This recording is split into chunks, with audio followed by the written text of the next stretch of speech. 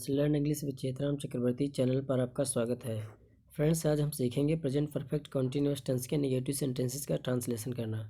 तो सबसे पहले इनका हम स्ट्रक्चर सीख लेते हैं नेगेटिव सेंटेंसेस का।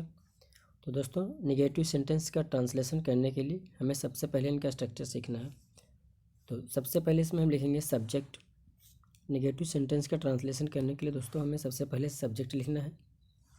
सबसे पहले हम सब्जेक्ट लिखेंगे, उसके बाद फिर हमें हैज़ या हैव में से एक हेल्पिंग वर्ब लिखनी है। प्लूरल सब्जेक्ट के साथ हमें हैव नॉट बीन का प्रयोग करना है नेगेटिव सेंटेंस में, और सिंगुलर सब्जेक्ट के साथ हमें हैज़ नॉट बीन का प्रयोग करना है। उसके बाद फिर हमें वर्ब की फर्स्ट फॉर्म प्लस आईएनजी या फिर वर्ब की आईएनजी फॉर्म भी कह सकते हैं लिखना है। उसके बाद फिर हमें ऑब्जेक्ट लिखना है, फिर सिंस या फॉर में से कोई एक लिखना है। तो निश्चित टाइम के लिए, पॉइंट ऑफ टाइम के लिए लिखेंगे सिंस, और ड्यूरेशन के लिए यानी कि समय अवधि बताने के लिए हम लिखेंगे फॉर। और उसके बाद फिर पॉइंट ऑफ टाइम या फिर ड्यूरेशन लिखेंगे दोस्तों, फिर फुल स्टॉप लगा देंगे यहाँ पर दोस्तों। ये यहाँ पर पॉइंट ऑफ टाइम अलग है दोस्तों, या फिर ड्यूरेशन, दोनों में से कोई एक होगा।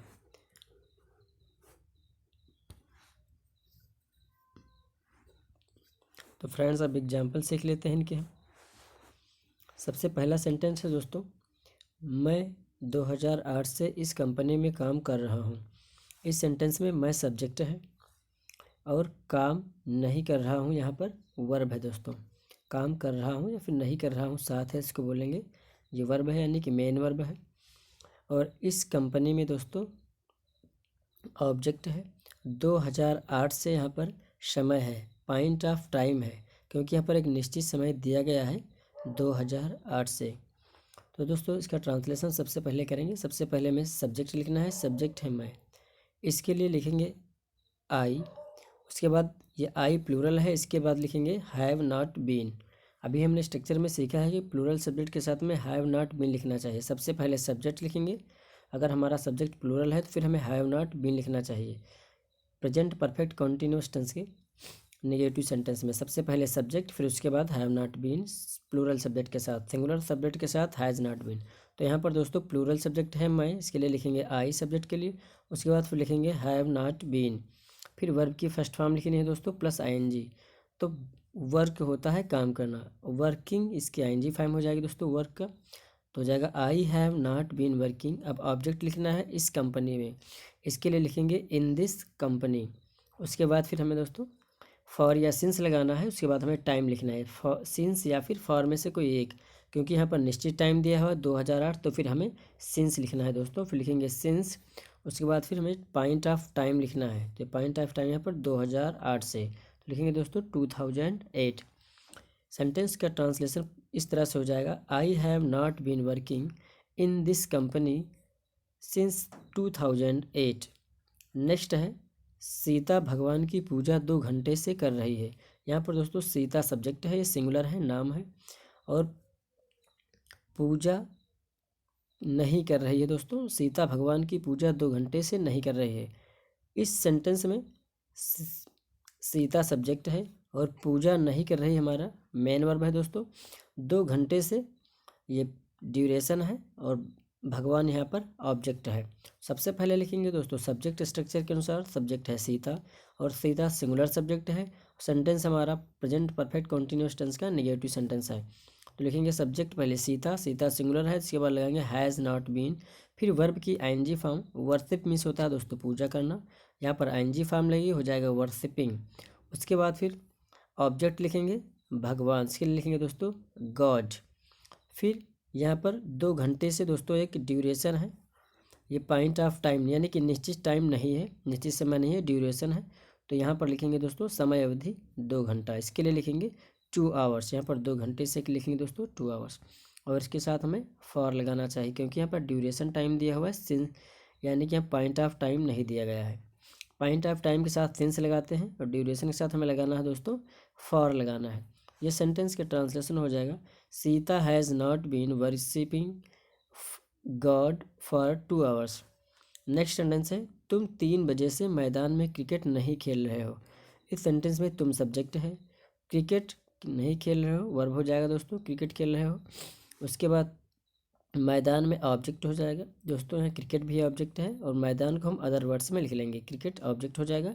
और यहाँ पर समय है 3 बजे से, ये हमारा टाइम है दोस्तों, तो ये निश्चित टाइम है, पॉइंट ऑफ टाइम है, यहाँ पर बजे लिखा हुआ है। तो सबसे पहले लिखेंगे सब्जेक्ट, फिर लिखेंगे यू, ये प्लूरल सब्जेक्ट है, इसके साथ लगेंगे हैव नॉट बीन, फिर वर्ब की एनजी फॉर्म मेन वर्ब की, तो नहीं खेल रहे हो जाएगा दोस्तों। Had been not playing, playing में से तो प्ले मीन्स खेलना, प्लेइंग मीन्स खेल रहे हो। फिर ऑब्जेक्ट लिखेंगे दोस्तों क्रिकेट, फिर मैदान में इंग्लिश लिखेंगे इन द ग्राउंड। उसके बाद फिर दोस्तों लिखा है 3 बजे से, फिर ऑब्जेक्ट के बाद सिंस या फॉर लगाएंगे, तो यहाँ पर फिर लगाएंगे दोस्तों सिंस, उसके बाद लिखेंगे 3 o'clock। तो you have not been playing cricket in the ground since 3 o'clock। दोस्तों यहाँ पर क्लॉक ढका हुआ है, हम क्लॉक को लिख देते हैं अलग से दोस्तों, सिंस 3 o'clock, ओ क्लॉक हो जाएगा दोस्तों, CLCK, इस तरह CLOCK हो जाएगा दोस्तों, हो गया। तो you have not been playing cricket in the ground since 3 o'clock। Next page पे दोस्तों चलते हैं। अगला नेक्स्ट सेंटेंस है अपना, अध्यापक सुबह 7 बजे से विद्यालय में नहीं पढ़ा रहे हैं। अध्यापक सुबह 7 बजे से विद्यालय में नहीं पढ़ा रहे हैं। तो दोस्तों इसका ट्रांसलेशन भी देख लेते हैं। सबसे पहले लिखेंगे सब्जेक्ट, सब्जेक्ट यहाँ पर है अध्यापक, उसके बाद फिर मेन वर्ब है पढ़ा रहे हैं, नेगेटिव सेंटेंस है तो हो जाएगा नहीं पढ़ा रहे हैं। उसके बाद इसमें है ऑब्जेक्ट विद्यालय में, और टाइम दिया है दोस्तों 7 बजे से, निश्चित टाइम, इसके साथ में सिंस लगाना है। सबसे पहले लिखेंगे अध्यापक, ये सब्जेक्ट है, लिखेंगे टीचर।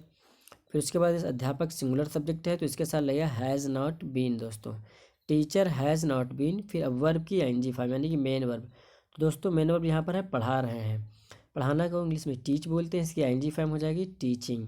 फिर उसके बाद हमें ऑब्जेक्ट लिखना है विद्यालय में, इसके लिए लिखेंगे दोस्तों इन द स्कूल। उसके बाद सिंस या फॉर लगा के हमें टाइम, पॉइंट ऑफ टाइम या फिर ड्यूरेशन लिखनी है, तो यहाँ पर निश्चित टाइम है इसलिए इसके साथ लगेगा सिंस, से के लिए दोस्तों सिंस लिखते हैं।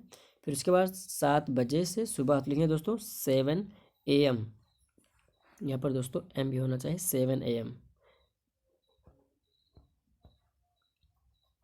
ये दोस्तों AM हो गया।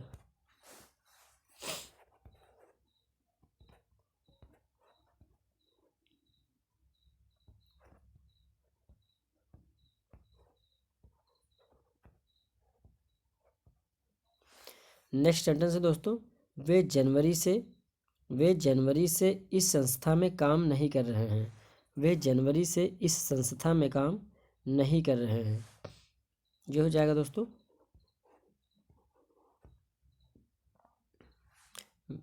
नेक्स्ट इसमें सब्जेक्ट हो जाएगा दोस्तों अपना वे, उसके बाद काम नहीं कर रहे हैं, ये हो जाएगा main verb.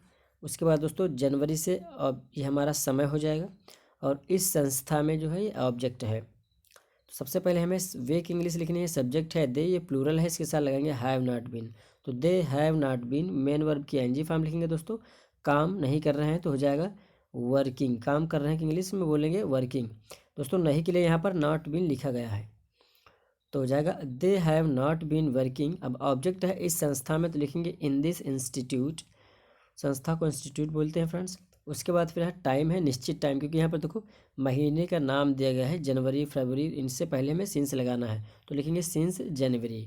They have not been working in this institute since January. Next sentence है, हम मंगलवार से विद्यालय नहीं जा रहे हैं। तो दोस्तों यहाँ पर सब्जेक्ट है हम, इसके लिए लिखते हैं वी, और ये वी प्लूरल सब्जेक्ट है इसलिए इसके साथ हमें हैव नॉट बीन लगाना चाहिए, वी हैव नॉट बीन। उसके बाद वर्ब की ING फॉर्म, तो जा रहे हैं इसके लिए लिखेंगे गोइंग। फिर दोस्तों ऑब्जेक्ट है स्कूल, लिखेंगे टू स्कूल, मंगलवार से, तो से के लिए लिखेंगे सिंस, ये निश्चित टाइम है दोस्तों, इसमें दिन दिया गया है, पॉइंट ऑफ टाइम है, इसके लिखेंगे सिंस, फिर इसके बाद लिख देंगे मंगलवार ट्यूसडे।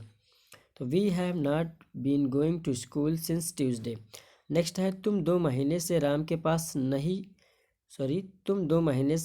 पास पढ़ने नहीं जा रहे हो। इस सब्जेक्ट में तुम सब्जेक्ट है, और जा रहे हो मेन वर्ब है, और दोस्तों 2 महीने से यहाँ पर ड्यूरेशन टाइम दिया हुआ है, और यहाँ पर राम ऑब्जेक्ट है। नेक्स्ट देखेंगे दोस्तों, राम के पास ऑब्जेक्ट है, और जहाँ पर एक दूसरी इंट्रांसिटिव वर्ब है।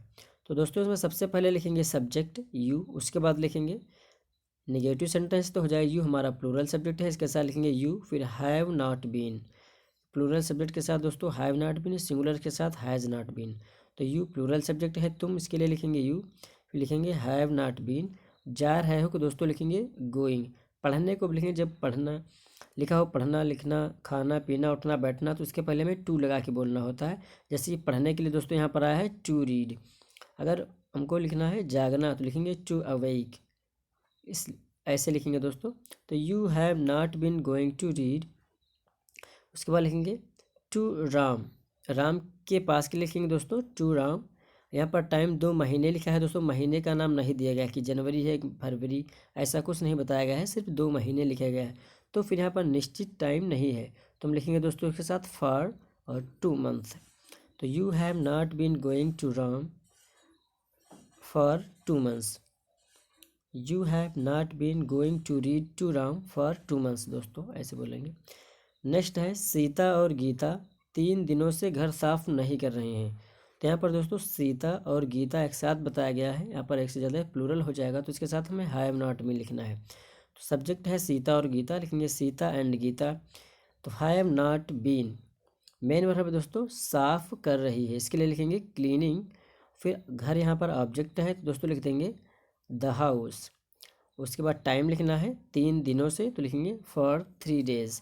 Sita and Gita have not been cleaning the house for 3 days.